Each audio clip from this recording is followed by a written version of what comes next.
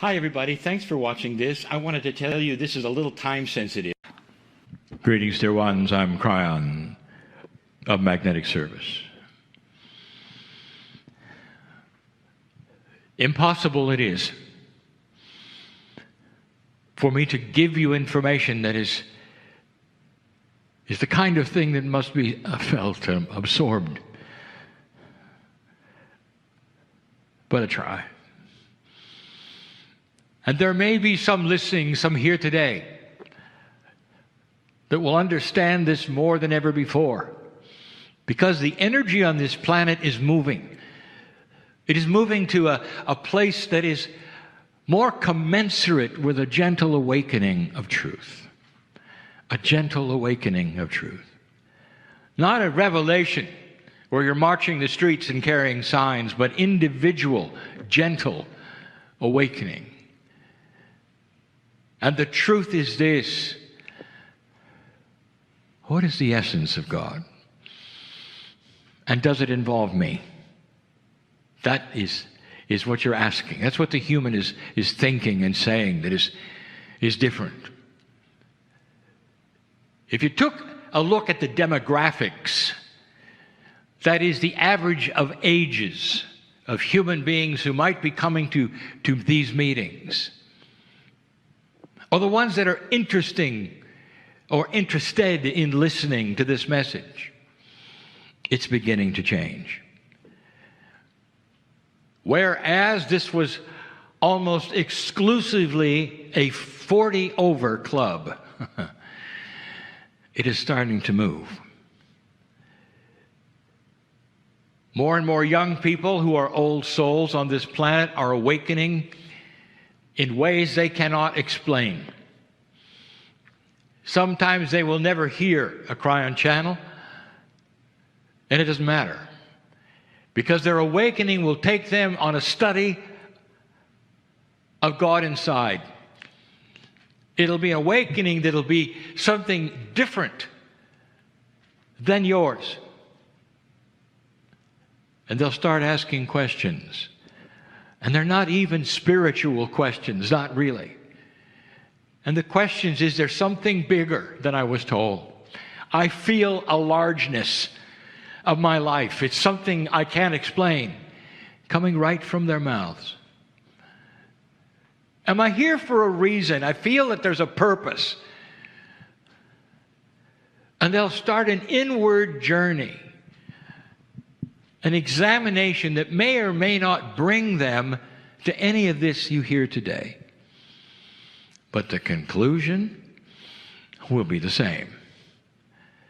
And they will begin to question that of their childhood information. And that then bothers them as well. It should bother you. It does.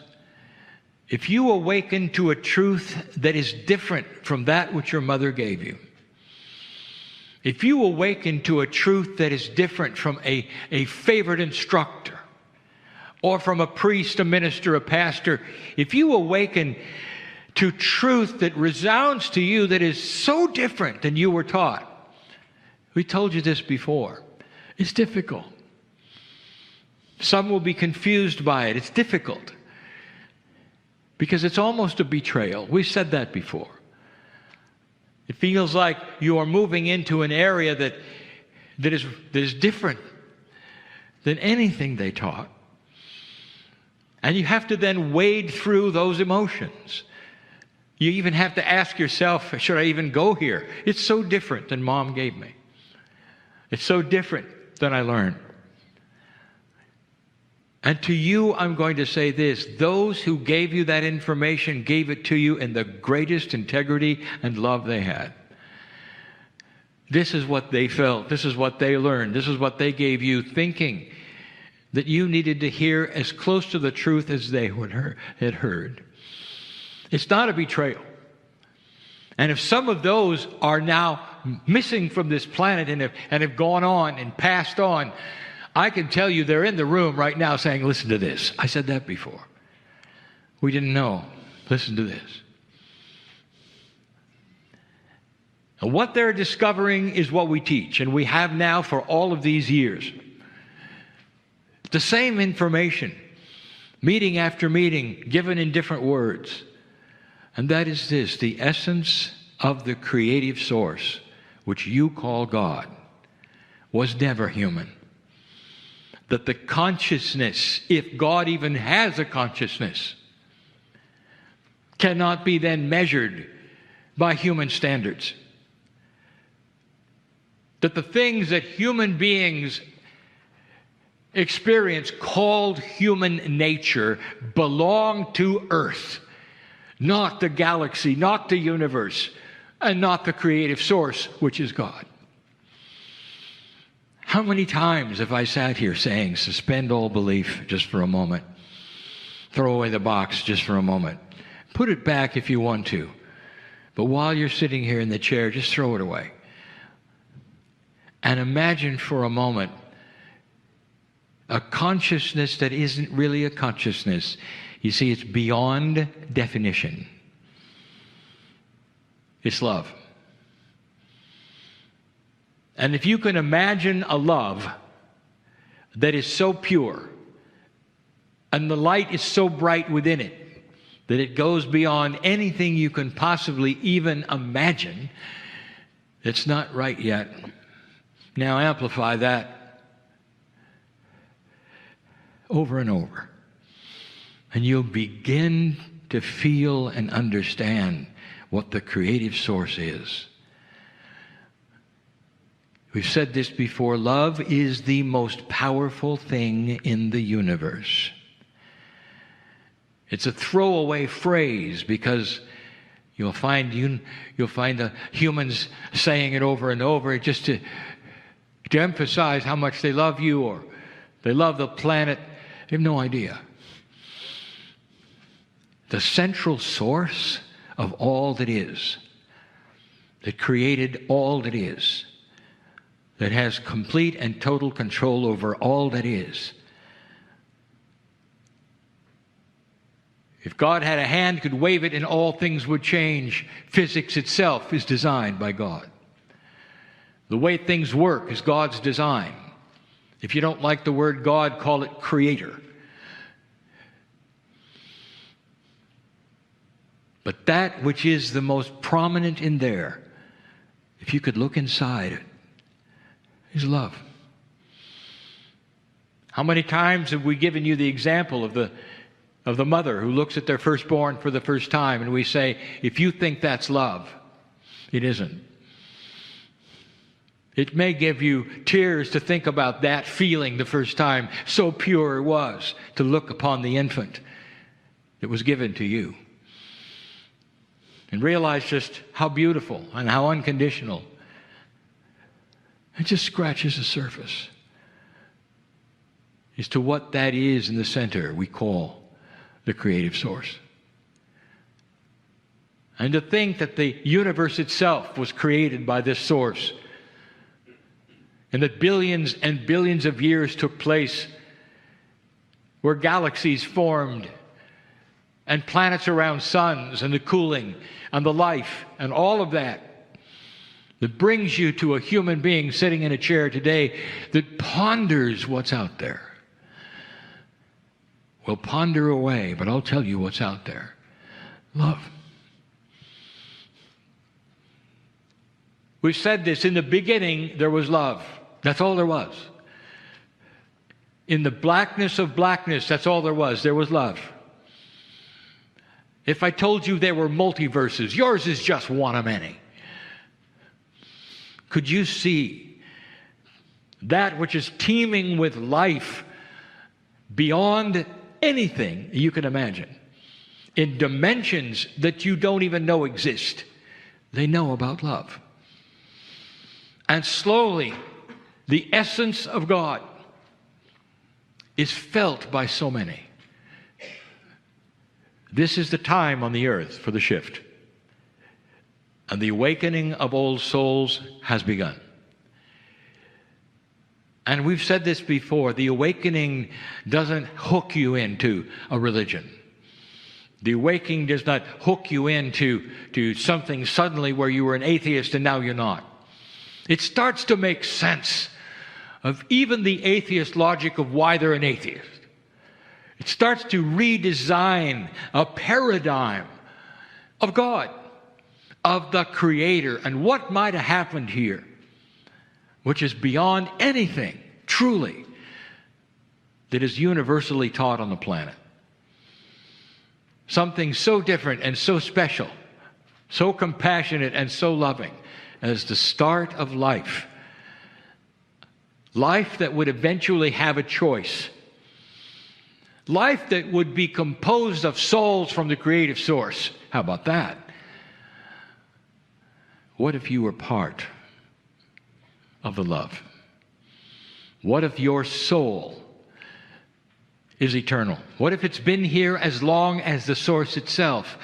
That begs a question. What if the creative source called God, called love, split in some ways, magical ways, and you were involved in the split?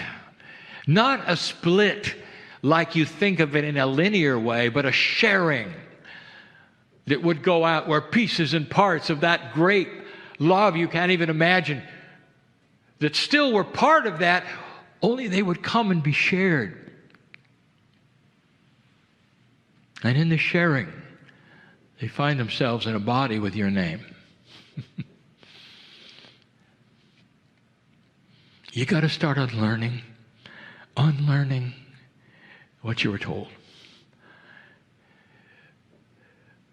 We can put it to you in many ways.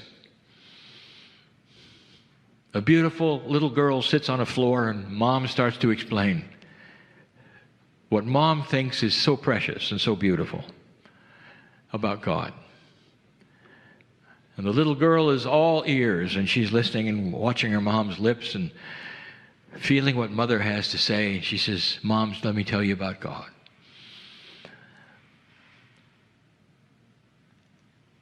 And the more she talks, the more you would realize today, mom hasn't got a clue. But she's doing her best. And here's what the little girl hears.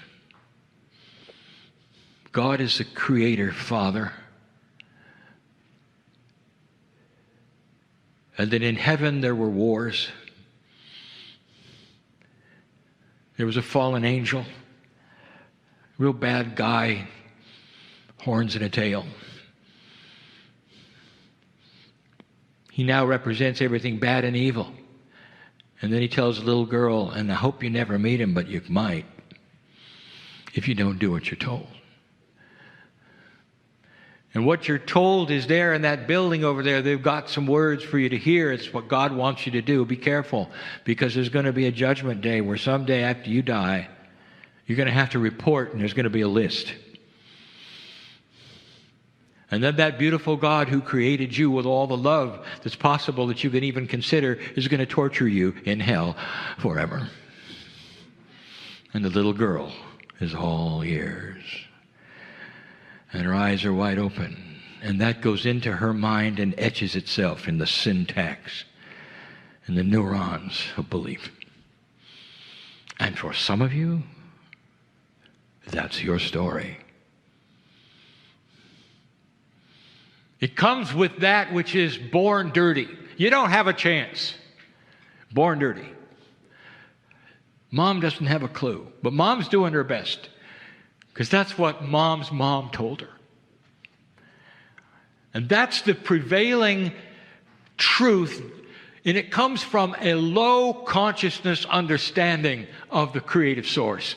It's not anyone's fault. Don't blame yourself.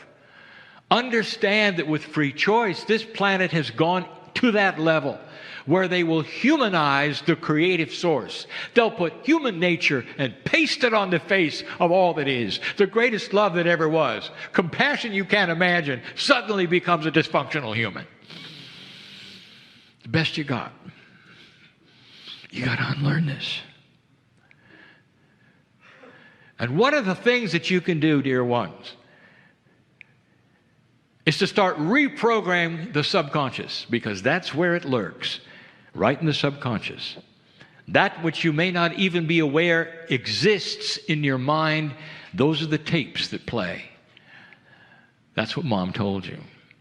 That's what some of you have experienced. That's the fear that you might have had over the Almighty. Imagine being taught to be afraid of love. Imagine. And that's what's happened.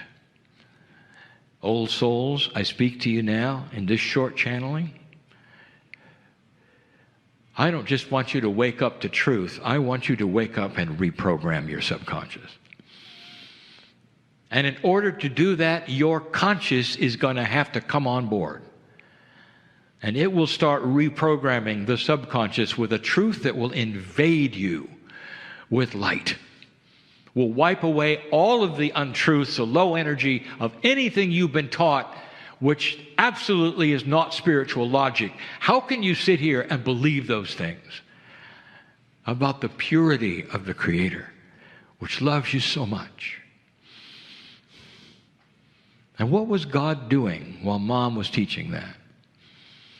Every word would come out of her mouth, etched into that child's mind. I'll tell you, if God could cry, that's when the weeping would be. Love does that. Compassion does that. It will sit at the feet of a free choice human being and will weep at low energy. And that is what is changing. That's why a young person now who would not be in this meeting would start to wake up and say, I'm feeling different about everything. I'm feeling there's purpose. I'm feeling somehow I'm involved. And they be right. Every old soul right now is involved in the shift, an awakening to higher consciousness. It has nothing to do with religion. Higher consciousness is an awakening to each other. It's an awakening that says there is a confluence of coherence where human hearts are starting to come together and starting to see the truth of compassion, the value of how you treat one another, of life itself, starting to see the cracks, the dirt, starting to clean it up, starting to call things for what they've been and not be afraid of it, starting to love one another in ways they never have before, in a purer way. I'm not just talking about those who are allied as mates on this planet. I'm talking about families and non-families who look at one another and say, you know, you're a good person. I see God in you. I see the compassion in you. The difference in the old energy is circle your wagons and protect yourself. Compete for resources. Don't let anybody take anything from you. That's basic survival, and it's moving to the survival of compassion. And that is where human beings don't circle the wagons and protect themselves. Instead, they ally with one another and start to realize the value of peace and start to realize the value, literally, of love itself and what it generates. How many of you have passed others where you'll hear an argument or something is being said to someone, and all of a sudden you feel a cloud around you. There's a negative, there's a shield that goes up, and you can't believe what you're hearing. It actually permeates that which is dramatic. That's new. There was a time when that's just the way it works.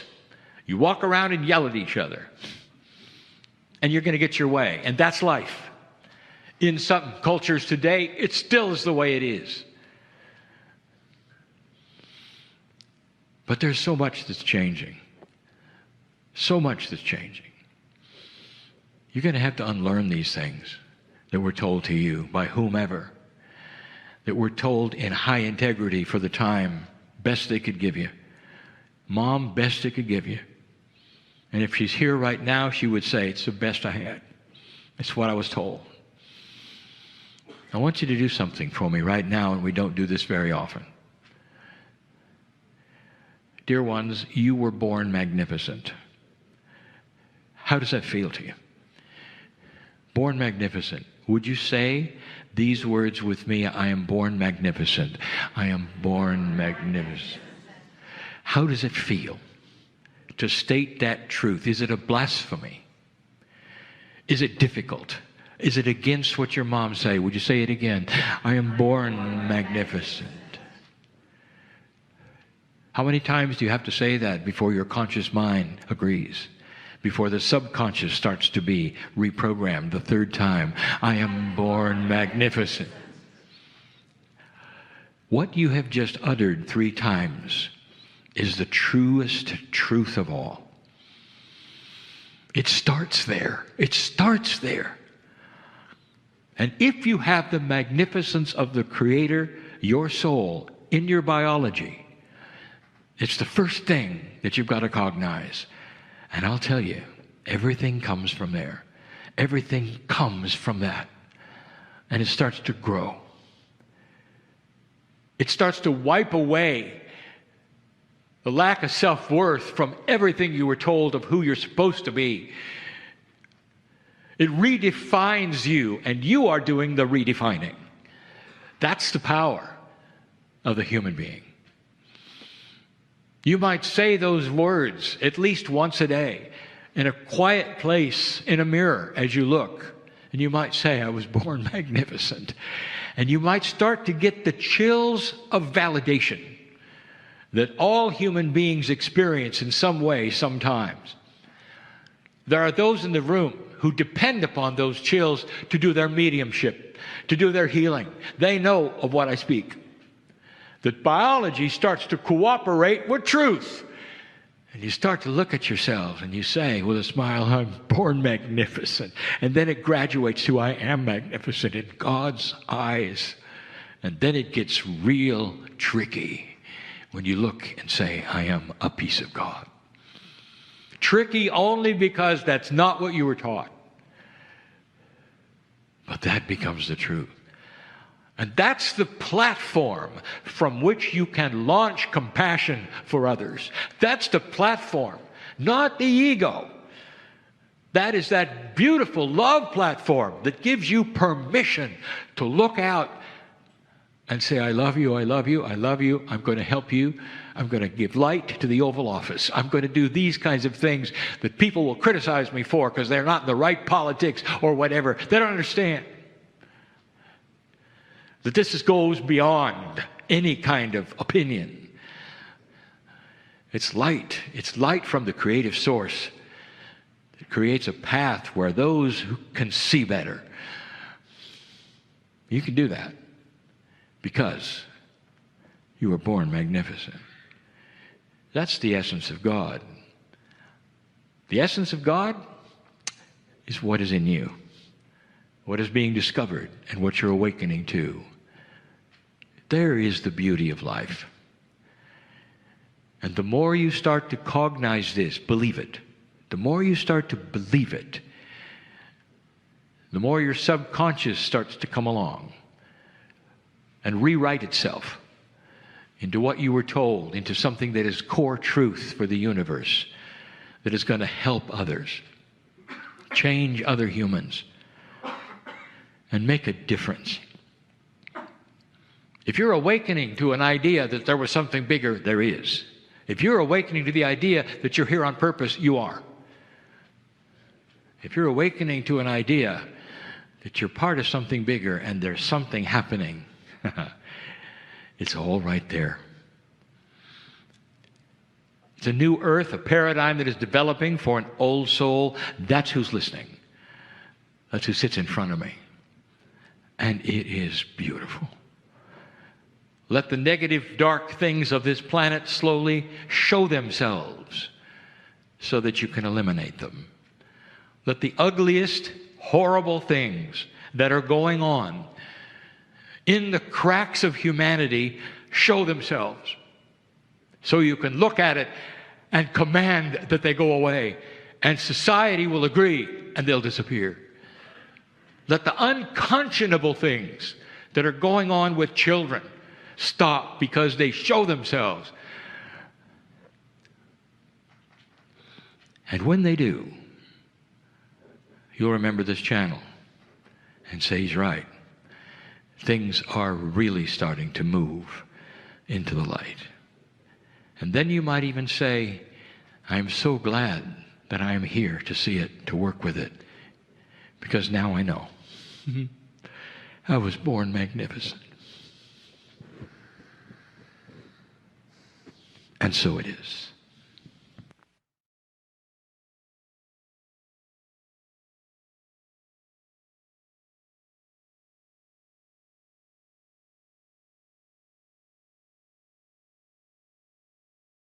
Hi, everybody. Thanks for watching this. I wanted to tell you this is a little time sensitive.